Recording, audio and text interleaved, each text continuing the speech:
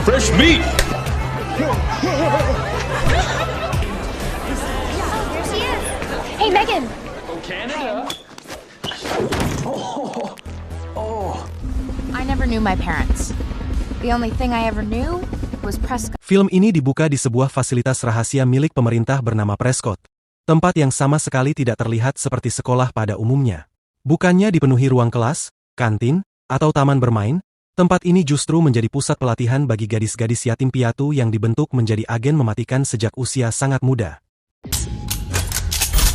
Mereka dididik untuk menjalankan misi berbahaya, menguasai berbagai kemampuan tempur, dan hidup sepenuhnya di bawah aturan ketat. Seluruh program itu dipimpin oleh seorang pria dingin, tegas, dan penuh perhitungan bernama Herman. Ia menanamkan satu prinsip utama kepada semua muridnya, yaitu larangan mutlak untuk membangun ikatan emosional. Menurut Herman, keterikatan hanyalah kelemahan yang bisa merusak fokus, mengacaukan misi, dan pada akhirnya menghancurkan seorang agen dari dalam. Engage! It's all about vulnerability. What do we say, ladies? Bad intentions, ladies. Bad. Para gadis bahkan tidak memiliki nama. Identitas mereka dihapus dan diganti dengan nomor.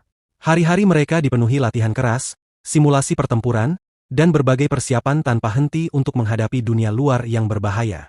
Mereka tumbuh dalam lingkungan yang sangat terisolasi, nyaris tanpa mengenal kehidupan normal seperti remaja pada umumnya.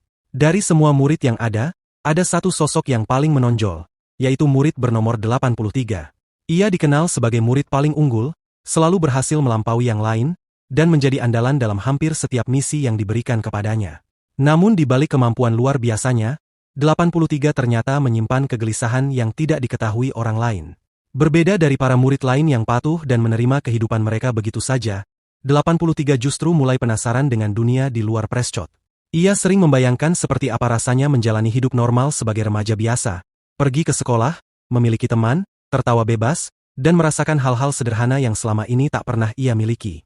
Meski begitu, keahliannya tetap membuatnya terus dikirim dalam berbagai misi nyata, dan setiap kali ia selalu berhasil membuktikan kemampuannya. Keberhasilan demi keberhasilan itu pada akhirnya memicu rasa iri dari murid nomor 84, yang merasa dirinya selalu berada di bawah bayang-bayang 83. Pada suatu misi, 83 ditugaskan menaiki sebuah kereta untuk mengambil sebuah koper penting.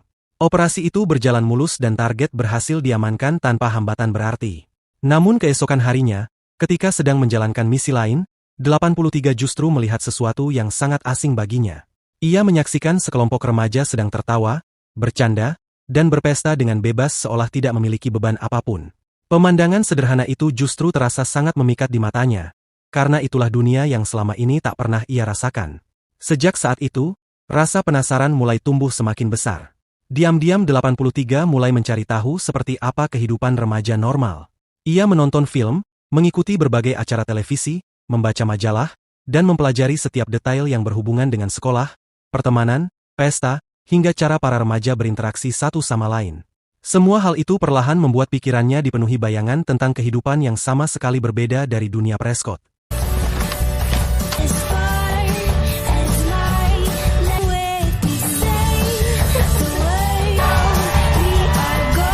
Tidak lama kemudian, Herman memberikan misi baru kepadanya.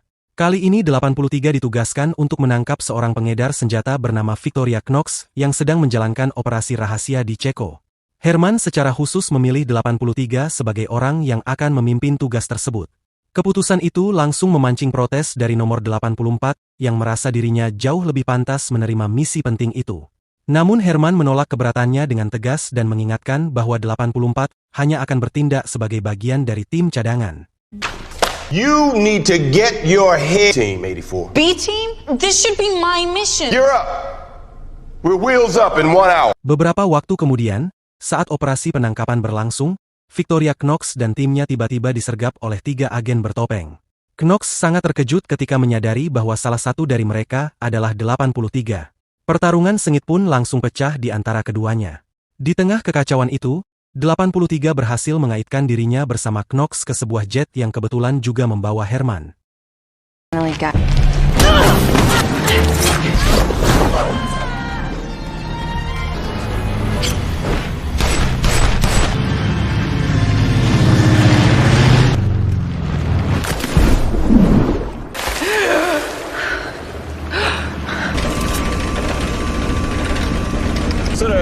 somewhere.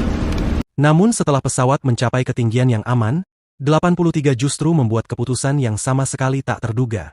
Ia tidak menyelesaikan misinya. Sebaliknya, ia memilih menjatuhkan diri dari pesawat dan menghilang ke sungai di bawah sana. This was my chance to escape. 83, come in. Give us a sign you're down there. 83. Inactive. Sementara itu, para agen lain tetap berhasil menangkap Knox. Hanya saja, 83 lenyap tanpa jejak. Prescott berusaha mencarinya, tetapi tidak menemukan apapun. Sejak saat itu, 83 resmi dinyatakan hilang dalam tugas. Bagi 83, momen tersebut justru menjadi awal dari kehidupan baru yang selama ini ia impikan. Ia mulai bersembunyi sambil mengadopsi identitas baru dengan nama Megan Walsh. Dengan tekad kuat untuk merasakan kehidupan remaja normal, Megan mendaftarkan diri sebagai siswa pertukaran pelajar dan mulai mencari keluarga angkat. Beberapa waktu kemudian, ia menemukan keluarga Larson yang tinggal di Newton, Amerika Serikat. Keluarga itu terdiri dari Mr. Larson dan kedua anaknya, yaitu Liz serta Parker. Sejak pertemuan pertama, Parker langsung menyukai Megan. Sebaliknya, Liz justru terlihat menjaga jarak dan menaruh curiga padanya. Don't touch me till I've seen your papers. Elizabeth, what? Megan. Oh. Hi, I'm Penny. Are your parents still together? Mine are dead.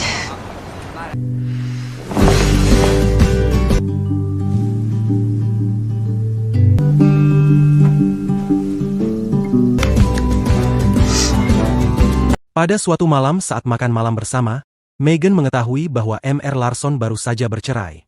Keluarga itu masih berusaha menyesuaikan diri dengan perubahan besar dalam hidup mereka.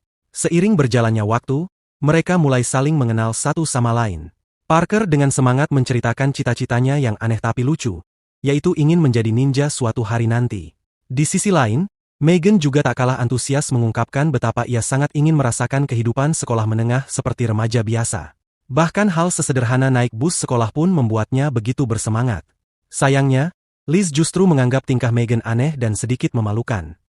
Keesokan harinya, pada hari pertama masuk sekolah, Megan tanpa sadar datang dengan pakaian yang terlihat sangat konyol dan tidak nyambung dengan gaya anak-anak di sana. Alhasil, ia langsung menjadi bahan tertawaan para siswa lain. Put these on and just try not to talk to me, okay? Melihat situasi itu, Liz yang merasa kasihan akhirnya memberikan pakaian yang lebih layak untuk dipakai. Ia juga memperingatkan Megan agar tidak membuat suasana sekolah menjadi semakin canggung. Tak lama kemudian, acara penyambutan siswa baru pun dimulai. Kepala sekolah naik ke panggung untuk menyampaikan pidato, sementara Megan menunggu di belakang panggung untuk diperkenalkan kepada seluruh murid. Di sela-sela menunggu giliran itu, Megan bertemu dengan seorang siswa bernama Roger, cowok pemalu dan kutu buku yang seketika tampak jatuh hati padanya. Beberapa saat kemudian, Megan akhirnya dipanggil naik ke atas panggung. Di depan seluruh auditorium, ia memperkenalkan dirinya sebagai Megan Walsh dari Regina, Kanada. Namun masalahnya, cara Megan mengucapkan kata Regina terdengar sangat mirip dengan kata yang tidak pantas.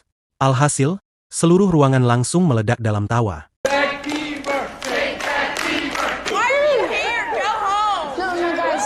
Canada sucks a dick. What are your pajamas all about? I'm from Canada, everyone. Don't worry, though. You're going to be next. Totem pole. Belum sempat ia pulih dari rasa malu, sesuatu yang tidak terduga kembali terjadi. Siswa paling populer di sekolah, yaitu Cash, tiba-tiba naik ke atas panggung sambil membawa gitar dan mulai tampil bersama band miliknya. Penampilan Cash dengan cepat mengalihkan perhatian seluruh auditorium dan tanpa sengaja menyelamatkan Megan dari rasa malu yang jauh lebih besar.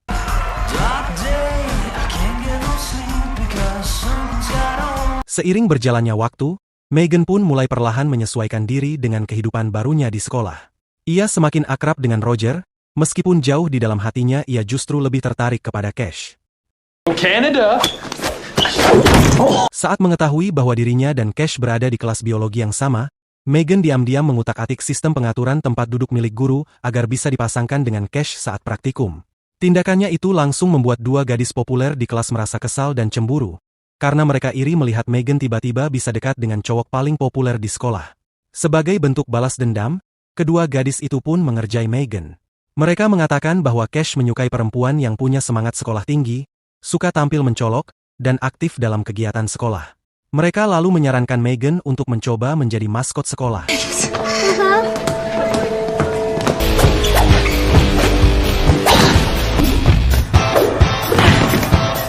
Lot of spirit. Job's all yours. Megan yang sama sekali tidak menyadari bahwa dirinya sedang dipermainkan justru menganggap saran itu sebagai tantangan serius. Ia pun mengikuti seleksi maskot dan, berkat kemampuan fisik hasil latihan bertahun-tahun, Megan dengan mudah memenangkan posisi tersebut. Apalagi, ia ternyata menjadi satu-satunya peserta yang datang ke seleksi.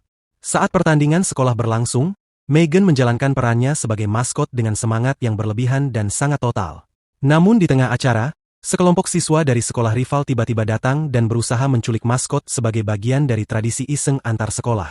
Masalahnya, Megan sama sekali tidak tahu bahwa itu hanyalah candaan biasa. Ia mengira mereka adalah musuh sungguhan yang datang untuk menyerangnya. Tanpa pikir panjang, Megan langsung melumpuhkan mereka semua dengan kemampuan bertarungnya yang luar biasa. Aksi itu membuat seluruh orang di stadion terkejut sekaligus kebingungan.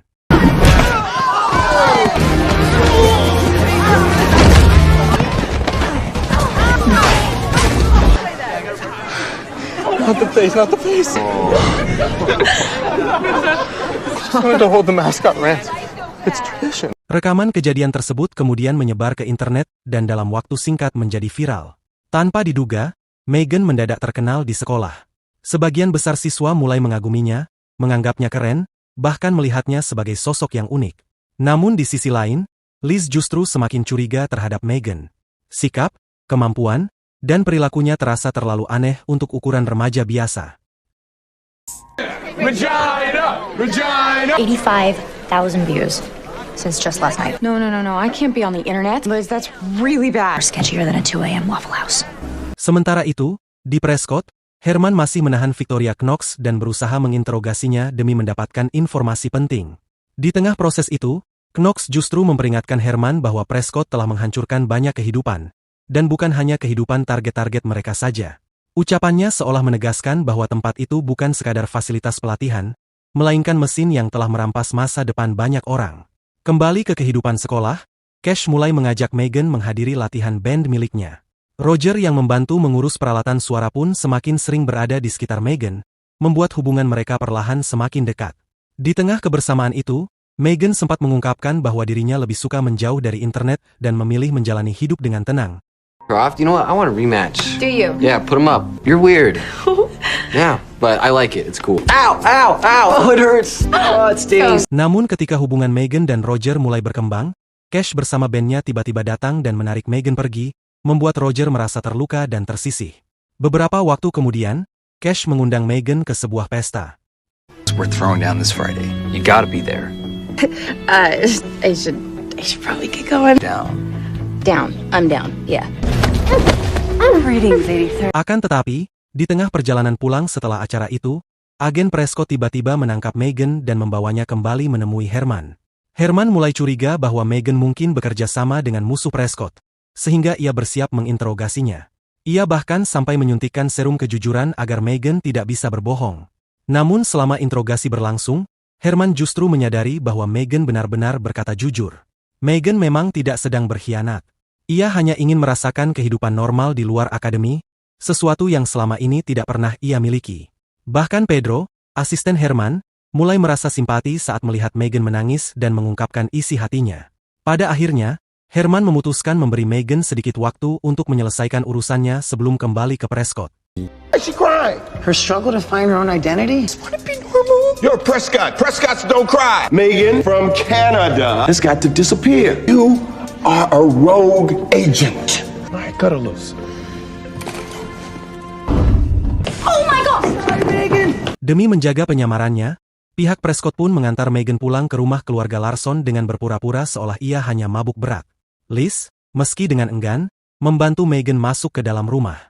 Tidak lama kemudian, Megan dan Liz menghadiri sebuah pesta di rumah seorang siswa yang dikenal sebagai badut kelas bernama Gotch. Di sana, Megan dibuat terkejut ketika menyadari bahwa nomor 84 ternyata juga berada di pesta itu dengan identitas samaran sebagai gadis bernama Heather. Keduanya lalu bertemu diam-diam di kamar mandi dan saling melempar kata-kata penuh ketegangan. Megan sempat mengira Heather dikirim Herman untuk memata-matainya. Namun ternyata, Heather memiliki rencana pribadinya sendiri. Sementara itu, Liz yang sedang mabuk justru mengobrol santai dengan Gotch di dalam bathtub.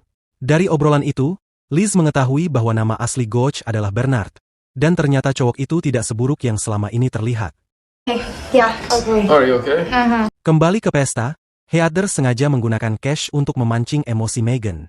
Persaingan di antara mereka pun semakin memanas.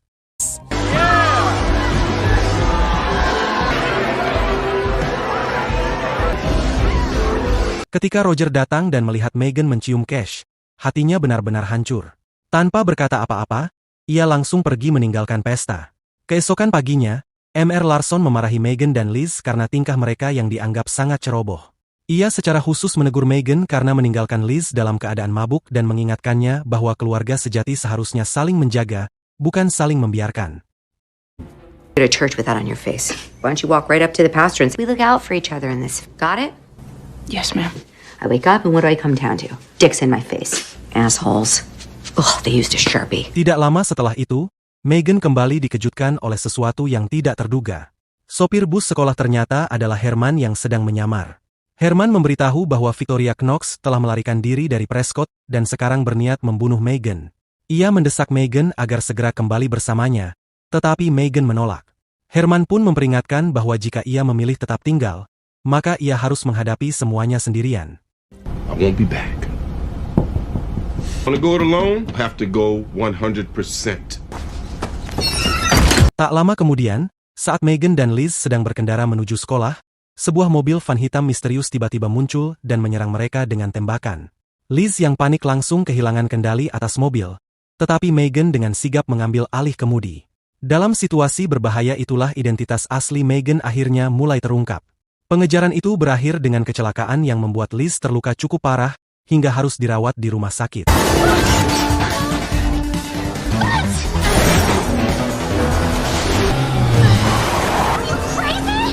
Get your breathing under control before you... Setelah kejadian tersebut, Megan segera menghubungi Herman dan menduga bahwa nomor 84 berada di balik serangan itu. Namun Herman menegaskan bahwa Heather bukan pelakunya. Bahkan menurut Herman, nomor 84 seharusnya sudah tewas saat Knox melarikan diri dari Prescott. Merasa keluarganya yang baru kini ikut berada dalam bahaya karena dirinya, Megan memutuskan untuk pergi.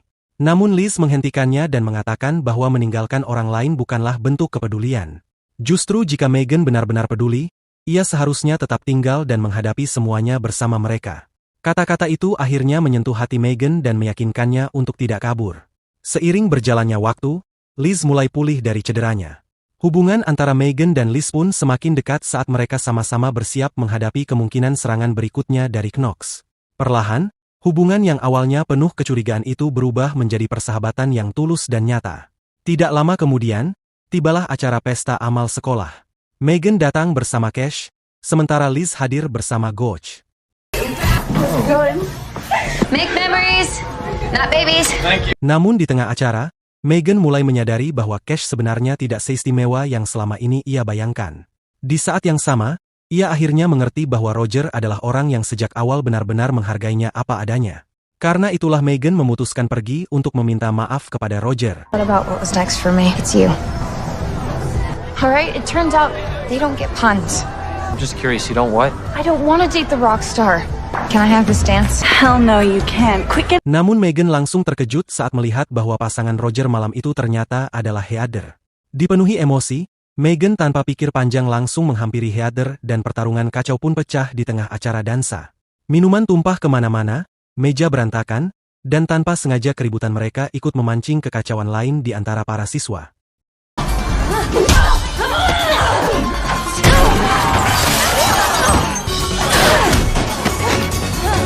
You had this bod P90X, P90 extra. Really like your dress, perfect length to show off those cottage cheese. Pertarungan itu terus berlanjut hingga ke dapur.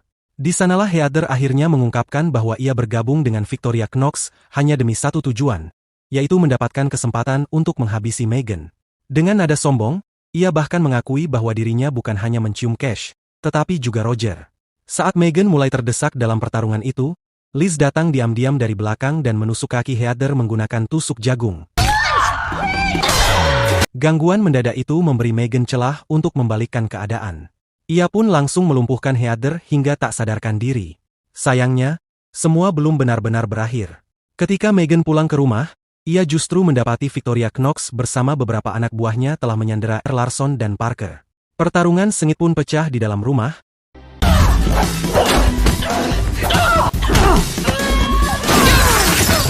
Round 3.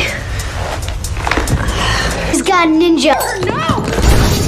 Di tengah pertempuran itu, Knox akhirnya mengungkapkan sebuah fakta penting.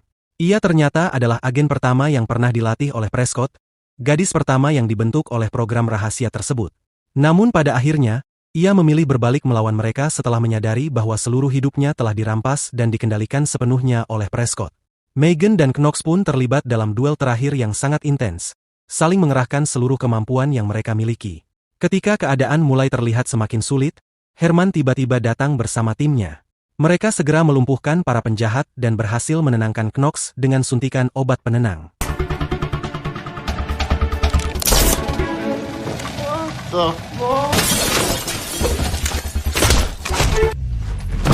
Like Agent 1 is done. Setelah semuanya selesai, Megan mengucapkan terima kasih kepada Herman. Di momen itulah Megan akhirnya menyadari sesuatu yang cukup mengejutkan. Di balik semua aturan kerasnya tentang larangan memiliki keterikatan emosional, Herman ternyata benar-benar peduli padanya.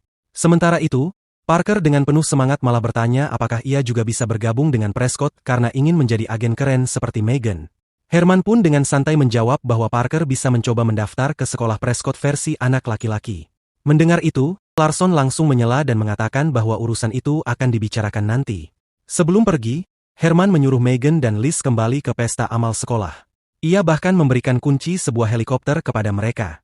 Pada bagian akhir film, Megan menerbangkan helikopter itu untuk mencari Roger. Setelah menemukannya, Megan meminta maaf dengan tulus dan memohon kesempatan kedua. Roger akhirnya memaafkannya lalu memeluk Megan dengan hangat. Tak lama kemudian, Megan, Liz, Roger, dan Gotch naik bersama ke dalam helikopter dan terbang menembus malam, seolah siap menyambut petualangan baru yang menanti mereka. What we care about are what make life worth living.